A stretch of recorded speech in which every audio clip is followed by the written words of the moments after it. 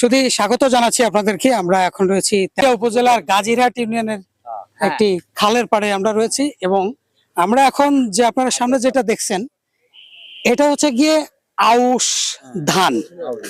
আউশ ধান এটা বিল থেকে তুলে আনা হয়েছে এবং এই আউশ ধানের একটা বৈশিষ্ট্য আছে যে আমি ছোটবেলায় এই অঞ্চলে আসতাম। এই অঞ্চলে আসলে এই অঞ্চলের মানুষ এই আউশের যে চালটা এটা লাল ছোট ছোট চাল হয় এবং রান্না করার পরে এটা কিন্তু ডালিমের মতো ফেটে যায়, তাই না?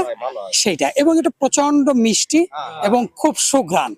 তো আমি যখন এই চালের প্রেমে পড়েছিলাম তখন একটা বাড়িতে বেড়াতে আসার পর তারা বিলের এই ধানের চাল থেকে যে ভাত হয় সেই ভাত মাটির হাঁড়িতে রান্না করতো এবং পাশাপাশি আপনার সেখানকার কুমড়ো শাক এবং বিলের যে কই মাছ, তারপর ছিল আপনার এখানে কলিশা মাছ, এই ধরনের টাকি ট্যাংরা, এই ধরনের মাছ দিয়ে এই তরকারি রান্না করে যখন আপনি এই চালটা দিয়ে ভাতটা খাবেন না, তখন এর যে ঘ্রাণ, এর যে স্বাদ, আপনি মোটামুটি একটু বিমোহিত হয়ে যাবেন। তো এটাই আমাদের সেই আউশ ধান।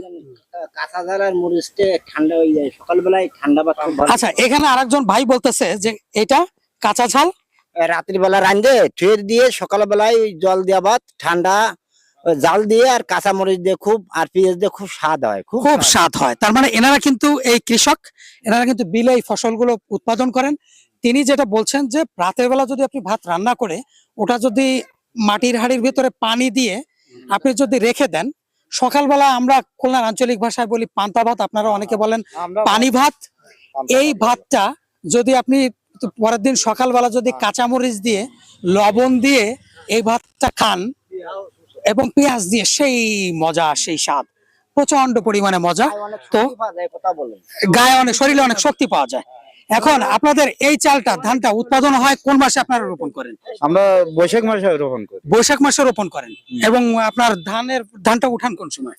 ওই যে এখন এই যে ভাদ্র মাস, ভাদ্র মাসে আপনারা এই ধানটা উঠান।